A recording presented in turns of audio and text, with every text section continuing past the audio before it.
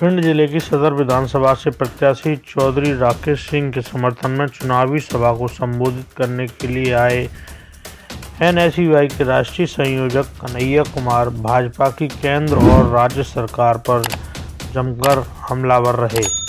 इस दौरान उन्होंने मुद्दे पर भी खुलकर बात की और बीच बीच में जमकर चुटकी भी ली।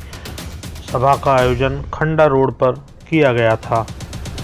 आपने अब तक हमारा चैनल सब्सक्राइब नहीं किया है तो कर लें और बेल आइकन को भी दबा दें, जिससे आपको अगले वीडियो का नोटिफिकेशन प्राप्त हो सके। वीडियो अभी आगे है। कन्हैया कुमार ने अपने भाषण की शुरुआत भी भाजपा के भ्रष्टाचार से करते हुए कहा कि इस बार का चुनाव पंजा और कमल का चुनाव नहीं है। इस बार एक तरफ भाजपा के 18 सालों का भ्रष्टाचार है तो दूसरी तरफ जनता का अपरंपार प्यार है। मध्य प्रदेश की सरकार ने व्यापम से लेकर पटवारी तक के घोटाले किए हैं और मध्य प्रदेश के युवाओं के साथ धोखा किया है।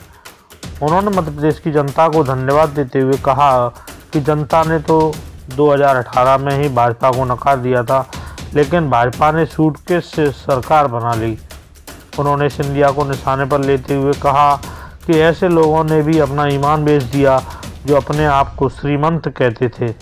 इस दौरान इन्होंने भाजपा के नकली परिवारवाद को निशाने पर लेते हुए कहा कि मध्य प्रदेश में भाजपा ने 43 ऐसे लोगों को टिकट दिए हैं जिनके बाप या तो मंत्री रहे थे या विधायक सांसद रहे हैं। उन्होंने चुटकी लेते हुए कहा कि शिवराज सिंह को तो भाजपा ने ही किनारे कर दिया है।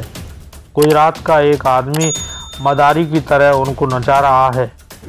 अगर शिवराज सिंह ने 18 सालों में मध्य प्रदेश में कुछ किया है तो भाजपा को उनको मुख्यमंत्री का चेहरा बनाना चाहिए, और नहीं बना रहे हैं तो प्रदेश की जनता से माफ़ी मांगना चाहिए। उन्होंने ओल्ड पेंशन योजना की पैरवी करते हुए कहा कि जब विधायक और सांसद को पेंशन मिल सकती है तो सरकारी कर्मचारियों को क्यों नहीं। किसानों की कर्ज माफ़ी पर भी उन्होंने केंद्र सरकार को आड़े हाथों लिया। कहा कि किसानों का कर्जा माफ़ करने पर सवाल उठाने वाले अपने उद्योगपति मित्रों का हजारों करोड़ रुपए माफ़ कर देते हैं। उन्होंने कांग्रेस की सरकार बनने पर ओल्ड पेंशन लागू करने और किसानों का कर्जा माफ़ करने की बात भी कही। आइए सुनते हैं उन्होंने अपने भाषण में और क्या कुछ कहा।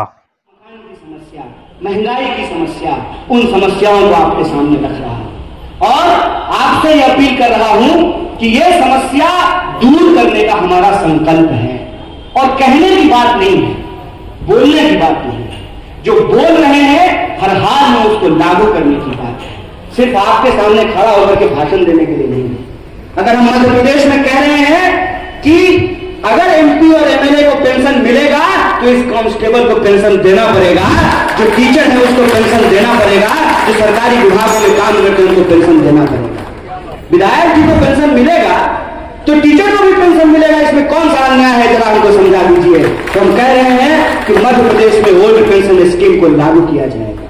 मध्य प्रदेश में 500 रुपए में हर किसी को एलपीजी का सिलेंडर दिया जाएगा। मध्य प्रदेश में 100 यूनिट बिजली फ्री की जाएगी और 200 यूनिट का आधा दाम दिया जाएगा। मध्य प्रदेश में किसानों का कर्जा माफ किया जाएगा। और जब हम कहते हैं किसानों का कर्जा माफ किया जाएगा तो दलाल तो हर जगह होता है। तो जो है एक पत्रकार हमको बोला, सबको नहीं कह रहे, सब नहीं होता है, अच्छा बुरा सब जगह होता है। मूर्ख तो हर गांव में होते हैं, तो पूरे गांव को थोड़ी मूर्ख कहेंगे। तो हमको बोला पैसा कहां से आएगा? हम बोले वहीं से आएगा जहां से अदानी के लिए आता है। अगर इस देश में हजारों करोड़ पूंजीपतियों का कर्जा माफ किया जा सकता है तो किसानों का और दुकानदारों का कर्जा भी माफ किया जा सकता है। इस बात को समझना पड़ेगा। इस बार का हमारा मुद्दा मध्य प्रदेश की जनता का जो मुद्दा है उसको लेकर के हम आपके बीच आए हैं और हम आपको यह कहना चाहते हैं। आखिरी बात, जब आपको नदी पार करना होना, चारों तरफ आपके इलाके में नदी है, चंबल नदी है, तरह तरह की नदियां हैं। जब नदी पार करना होता है ना तो मन में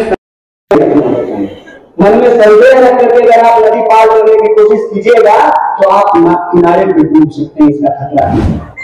अगर आप जब सड़क पार कर रहे हो तो आएंगे बड़े बड़े एक्टर, आएंगे बड़े बड़े नेता, आएंगे हमें जो का प्रचार करने के लिए। और आप जो यहाँ पकौड़ा बेच रहे हैं, आप जो है लिट्टी बेच रहे हैं, समोसा बेच रहे हैं, सामान बेच रहे हैं, जो छोटे छोटे दुकानदार हैं, उनका प्रचार करने के लिए कौन है? तो आप सामान खरीद करके लाते हैं, आपके सामान पे मार्जिन नहीं होता है, और मार्जिन जितना होगा उसके बदले में 18% आप जीएसटी ले रहे हैं। और जीएसटी सिर्फ दे देने से भी काम नहीं चलेगा। कल हो सकता है, बुरा मत मानिएगा दरोगा जी, आपको नहीं कह रहे हैं, पूरे देश का यही हालत है कि बाजार में डंडा लेकर के घूमेंगे, दिवाली खर्चा निकालो जी, दिवाली खर्चा दो, दिवाली खर्चा दो। ये हो रहा है ना भाई। दुकानदार परेशान है, किसान परेशान है, जवान परेशान है, नौकरी नहीं मिल रही है। तो आखिर यह प्रश्न हमारे मन में होना चाहिए ना कि माता जी टीवी पे बड़ा बड़ा प्रचार आ रहा है कि हमारी अर्थव्यवस्था दुनिया की तीसरी सबसे बड़ी अर्थव्यवस्था बन गई है। तो खुशी की बात है, हमको तो लड्डू खाना चाहिए। जब दुनिया की सबसे बड़ी अर्थव्यवस्था बन रही है तो यह सवाल हमारे मन में आना चाहिए ना कि वो 80 करोड़ लोग कौन हैं जो 5 किलो अनाज के लिए लाइन में लगे हुए हैं। सवाल हमारे मन में आना चाहिए ना, यह सवाल हमारे मन में आना चाहिए ना कि वो करोड़ों विद्यार्थी कौन हैं जो पीएचडी करके चपरासी का इंटरव्यू देने के लिए जाते हैं ट्रेन में लटक करके। ये करोड़ों नौजवान कौन हैं जो पटवारी भर्ती घोटाला होने के चलते जिनका भविष्य बर्बाद हो रहा है। ये लाखों विद्यार्थी कौन हैं कि इंजीनियरिंग करने के बाद भी जो है उनको नौकरी नहीं मिल रही है। ये लाखों किसान कौन हैं जो अपने ही खेत में जो पेड़ है उस पर लटक करके अपनी जान देने के लिए विवश है। वो माताएं कौन हैं, वो बहनें कौन हैं जो ठीक से ढंग का एक साड़ी नहीं खरीद पा रही हैं। ये जो हमारी हकीकत है, इस हकीकत को आज जो है नजरअंदाज करने की कोशिश की जाती है। चुनाव का मतलब दोस्त किसी को एमपी एमएलए बनाना नहीं होता है। चुनाव का मतलब किसी को सिर्फ मुख्यमंत्री और प्रधानमंत्री बनाना नहीं होता है। चुनाव का मतलब यह होता है कि जो जमीन छोड़ चुके हैं, हेलीकॉप्टर से उड़ने लगे हैं ना, जब वो हमारी गलियों में आए तो उनको कान पकड़ करके दिखाएंगे नाला कौन तुम्हारा बाप बनवाएगा, कौन बनवाएगा नाला। तुम्हारा बेटा बीसीसीआई का सेक्रेटरी बनेगा और हमारा बेटा फांसी लगाएगा। तुम्हारी बेटी विदेश पढ़ने के लिए जाएगी और हमारे मोहल्ले का जो स्कूल है उसको बंद कर दोगे।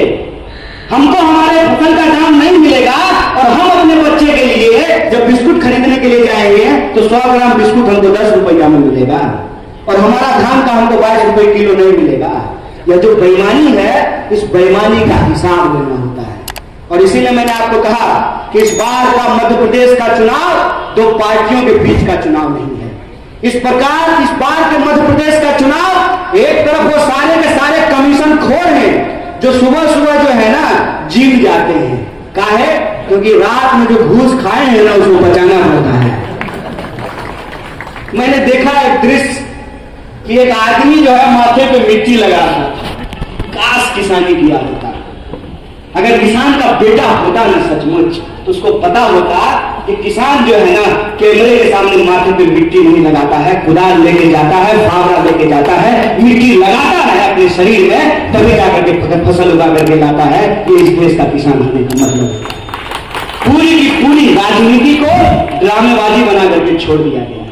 इसीलिए सबसे पहले इस इलाके के सभी आदरणीय बुजुर्गों का और सभी लोगों का, माताओं बहनों का, नौजवानों का, किसानों मजदूर भाइयों का मैं बहुत बहुत आभार व्यक्त करता हूं। और हम कैंपेन कर रहे हैं भारतीय राष्ट्रीय कांग्रेस के जो हमारे प्रत्याशी हैं उनसे, राकेश चौधरी जी और अलग अलग मुरैना से और अलग अलग जिले के जो प्रत्याशी हैं उनका प्रचार कर रहे हैं। उसमें हम मुख्य रूप से यही कह रहे हैं कि आपने तो इस सरकार को 2018 में पलट दिया था। यह सरकार चुनी हुई सरकार नहीं है, यह खरीदी हुई सरकार है। तो स्वाभाविक रूप से यह सरकार जब आई तो पहले से जो यह गड़बड़ियां कर रही थी उसको दुगने स्पीड से करना शुरू कर दिया। आप देख लीजिए, तमाम घोटाले हुए हैं, तमाम जो है भर्तियां होनी थी वो भर्तियां नहीं हुई है, विकास के जो काम थे वो रुके हुए हैं।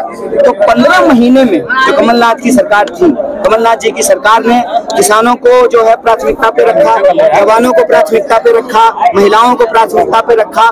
तो हम मध्य प्रदेश की जनता के सर्वांगीण विकास के लिए एक पीपल्स एजेंडा लेकर के आए, चाहे वो 500 रुपए में गैस सिलेंडर देने की बात हो, चाहे महिलाओं को 1500 रुपया देने की बात हो, बिजली बिल माफ करने का बात हो, किसानों का कर्जा माफ करने का बात हो, बैकलॉग भरने की बात हो, भर्तियों को पारदर्शी तरीके से कराने की बात हो, और जो लोग इसमें इन्वॉल्व हैं उनको कड़ी से कड़ी सजा देने की बात हो, इसको लेकर के जनता के बीच में जा रहे हैं। और जो हमारा मानना है, जो आपने पिछले नारे की बात की, अगला पिछला कुछ नहीं साहब, इस बार का जो मध्य प्रदेश का चुनाव है, मैं आम लोगों की बात आपको बता रहा हूँ, वो चाहते हैं कि परिवर्तन हो। एक पूरी की पूरी ऐसी पीढ़ी तैयार हो गई है जो कांग्रेस पार्टी का राज देखी ही नहीं है, कांग्रेस पार्टी का शासन देखी ही नहीं है। तो उनके मन में यह संकल्प है, और जो पुराने लोग हैं जिन्होंने कांग्रेस का राज देखा है, कांग्रेस का काम देखा है, उनको भी यह महसूस हो रहा है कि मध्य प्रदेश में एक परिवर्तन की जरूरत है, और वो परिवर्तन कांग्रेस पार्टी लेकर के आ रही है। और लड़ाई बिल्कुल आमने सामने की है, कांग्रेस और बीजेपी। तो जो बीजेपी के साथ हैं, चाहे महाराज इधर थे या उधर हैं, तो जो भी बीजेपी के साथ हैं वो बीजेपी की तरफ हैं, और मध्य प्रदेश की बहुसंख्यक आबादी जो है वो कांग्रेस के साथ है। और परिवर्तन आप मुद्दों पर बात करते हैं, आप मुद्दे पे आते हैं। मध्य प्रदेश की चुनावी राजनीति में मुद्दे बिल्कुल गायब हो गए हैं। मैं वीरू हूँ, कमलनाथ कह रहे हैं कि मैं जय वीरू हूँ, नरेंद्र तोमर शिवराज यादव बोले नहीं मैं पुराना जय वीरू हूँ। मैं कांग्रेस पार्टी जो मुद्दे लेकर के आई, और सिर्फ मैं मध्य प्रदेश की बात नहीं करता हूँ, 5 राज्यों के चुनाव हो रहे हैं, जिस तरह से कांग्रेस पार्टी मुद्दे लेकर के आई है, उसको पहले भाजपा वाले रेबड़ी कहते थे, और अभी वही सारे मुद्दे जो अपने घोषणा पत्र में शामिल कर दिए हैं। तो हमने इनको विवश किया है कि जो पीपल्स इशू है, जो आम लोगों के मुद्दे हैं, उस पर राजनीतिक विमर्श हो, उस पर चुनावी सभाएं हैं, उस पर चुनावी बातें हो। तो हम मुद्दों की बात कर रहे हैं, हम बात कर रहे हैं 500 रुपए में सिलेंडर मिलेगा, हम बात कर रहे हैं कि किसानों का कर्जा माफ किया जाएगा, हम बात कर रहे हैं कि जो है महिलाओं को मदद की जाएगी, बुजुर्गों को मदद किया जाएगा। तो समाज के सभी वर्गों के उत्थान का मुद्दा जो है लेकर के हम चल रहे हैं, और यही वजह है कि सभी जाति धर्म और सभी क्षेत्र में जो है कांग्रेस पार्टी लगातार चुनाव में आगे बढ़ रही है, बेहतर स्थिति में है। और ऐसा लग रहा है कि 2018 में जो थोड़ी सी कसर रह गई थी, वो कसर इस बार नहीं रहने वाला है। आर पार की इस लड़ाई में मध्य प्रदेश की जनता जीतेगी, और भारतीय राष्ट्रीय कांग्रेस के आपने मन से कहा है कि सरकार को ज्यादा बहुमत से आना चाहिए, ज्यादा लोग विधायक बनना चाहिए।